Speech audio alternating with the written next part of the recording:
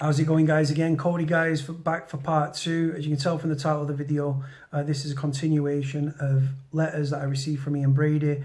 If you didn't watch video one, I don't have the letters from Brady anymore. I had copies of about 6 of the letters. I received a lot more letters from Brady than that, but I had copies of 6.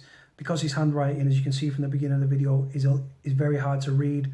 It's pretty much illegible. I've spent several hours reading the letters, reading the scans of the letters over and over, and then writing down in my own hand so I can then relay them to you. 14th of October 2015, Brady writes, "Dear Cody, just a quick note to confirm receipt of your letter dated 23rd of July and family photos, etc. Why it took 3 weeks for the letters and photos to reach me, I've no idea. I've also replied to your previous letters and batch of photos, yet all the letters query whether I have replied. So obviously, some letters are either crossing in the post or being deliberately delayed. As you know, a hack journalist named Duncan Staff stole all my pictures, my albums and negatives of family, friends, places, etc. I enclose one of the many mocked up photos sent to me from the internet, which of course I have no access. It shows my head on a second class stamp. As people with computers now can easily download all the music they want, I compile only original film soundtracks onto tape, which is much more difficult. So I enclose a 90-minute video compilation of film soundtracks along with a written list of detailed tape contents. Best wishes, signed Ian Stuart Brady." Right, this is letter 4. 31st of August 2015, Brady writes, "Dear Cody, thanks for your August letters and the 2 Schaefer pen refills. The pick station," talking about Piccadilly Station, we call it Pick Station. "The Pick Station fire station, over from it on London Road, is the Robin Hood pub, listed and renamed, where in the left front lounge I used to meet a Scottish friend who ran some girls out." And so we're talking about his friend had some like prostitutes and stuff. He must have been in charge of them. "I used to meet," so he says here, Out in the last meeting, his right arm was in plaster from smashing a plate glass window. Yes, I've given my solicitors instructions reference Palfrey and Soates." Talking about the Feral Book Publishing Company, Adam Palfrey and Peter Soates, who published the second edition without Brady's permission. If you watch the first video, it'll all make sense. "But when free, it was the last time I relied on the law for anything, especially so now. Of course, my American friends have also been informed. Yes, it is public knowledge that I'll be cremated in Glasgow." It wasn't public knowledge, trust me. "Your kind offer to provide certain services at the event," talking about his funeral. "I offered a fake security at his funeral with gangland associates and stuff. It wasn't a genuine offer. I just wanted to see if I could get his funeral plans out of him, what he wanted to happen, and if he would have given us access to his body, it would have been dragged through the streets, guys. Simple as that." So it says it's public knowledge, I'll be cremated. "Your kind offer to provide certain services at what he calls the event with associates, etc. That would be perfectly acceptable and prudent in the historically historical and exploitative circumstances. Thank you." The 2 printouts reference Dr. Kitely, right? He had sold stories on Brady, and I wanted to get him out of the picture, so I sent the articles to Brady to get him out of the fucking picture. It worked. So it says here, right? So "As I stated, I stopped all social visits and phone calls in 1998 when Merseycare POA Trust made Ashworth a regressive prison. I kept asking him and asking him and asking him. I wanted to get him in a room so I could attack him, but he wouldn't ring me, he wouldn't let me go on a visit, fucking fuming. I asked and I asked and I asked. My persistence was key, came to nothing, but God knows I tried. I would have attacked him on site, sample, and I would have gone to the media, I would have got arrested, I would have stood up in court and I would have bragged about it. Simple." So yeah, it goes on to say, "And anyway, I never spoke openly on Ashworth's phone."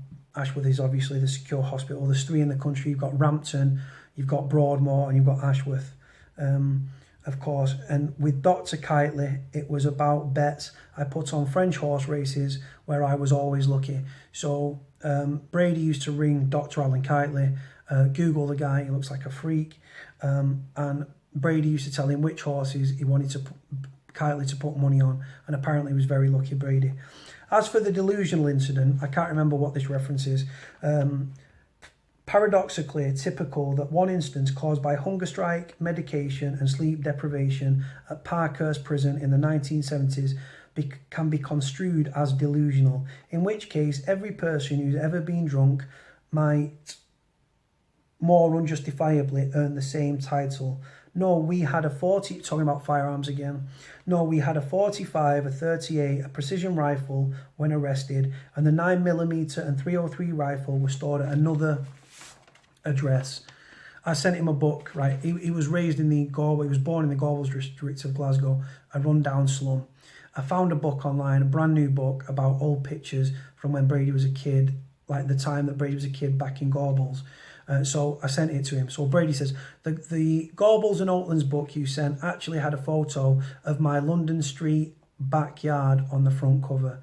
Yes, as I ran booze and gambling in the Hatfield Borstal, I understandably got drunk on whiskey one evening there. Germany. I asked him if he'd ever been to Germany. I went to Berlin, Hamburg, Munich, Nuremberg, the Zeppelin Field Open Stadium. Surprisingly, obviously, as you might know, Brady had a fascination with Hitler. Hitler did a massive, massive speech there, and he wanted to see it for himself, so he went there. It still remains to this day. Your sister, because my sister was in Germany at the time travelling, your sister should have visited it, but she can still see it in the 1934 rally, formerly Lorney Rapstall, in Triumph of the Will, known as the best documentary ever made. Again, you're talking about Nazi Germany, you're talking about Hitler. On Shoedill, there used to be the Hare and Hounds. Off it, at Smithfield Market, the George. Up Rochdale Road was the Balmoral. Obviously talking about pubs here. The Millers, the Darley, the Old Room, the Red Lion, etc. The photos of me, I talked about, there was a picture of him. You can Google it and you'll find the picture. Brady's in a black shirt with a white tie. I asked him where this picture was taken. And he said, the photo of me in the black shirt and white tie was taken when I was 15, the night I arrived in Manchester after the Glasgow Sheriff Court ordered me down here. The house was in Moss Side, Little Africa as it was known back then. His words, not mine. I soon rang with a gang and had useful contacts in the black clubs. They're all changed now, of course. Denmark Road, this is one of the places he lived. I also lived in Openshaw, Longside, etc., areas of Manchester, etc. Yes, we know Green. Listen to this, right now, where the bodies are. It's like Greenfield up onto Saddleworth Moor. Yeah, it leads up to where Keith Bennett's memorial is. So I said to Brady, "Do you know these areas?" Because obviously he knew them. So he put, "Yes, we know." Talking about him and Myra. Yes, we know Greenfield and the heights above to Holmfirth, etc. Listen to this, guys. Very well. We used the pine forest by the reservoir for target practice. Probably the bullet-ridden jerry cans are still rusting there. No, I used books from the libraries to study accountancy, housing laws, etc. Then on to the British Institute for Psychology. Being a YP, talking about when he was a youth offender, he was on C2. He's talking about when he was in Strangeways here. He used to go to Strangeways Library where he would study accountancy and housing laws. Then he apparently he studied something to do with the British Institute for Psychology. Being a YP, young prisoner. Then I was on C2, right? C's the wing, 2's the landing, with the PDs below and the stars above. I made good contacts. I assume you recognised the tape compilation of film soundtracks. I'm assuming you received the tape compilation of film soundtracks. I only visited Canal Street twice on business. Back then, there was no security on the pubs and clubs. And then he goes on to say, I've only bothered to read 4 of the dozen of the personalised books they intended to make. Talking about there was going to be people going to write books on Brady. There was going to make films and stuff. And Brady's talking about here and the legal action he took to stop it. So of the dozen of personalised books, they intended to make films about in order to take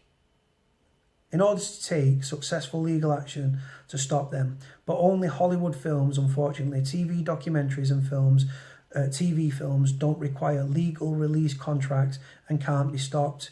Excuse the bedridden handwriting. Best wishes, signed Ian Stewart Brady. P.S. I enclose DVD Inception. I recognise all the faces in the photos you sent. That was another like letter that I wrote, that I received from Brady, guys. So I'm going to move on, guys. I'm going to do there's 2 more letters, guys. My battery's really low because, like I said, I've been several hours trying to read these to you, writing them down so I could read them to you guys. Let me know what you think of the content about the letters. Are you reading between the lines? What do you make of what he's saying?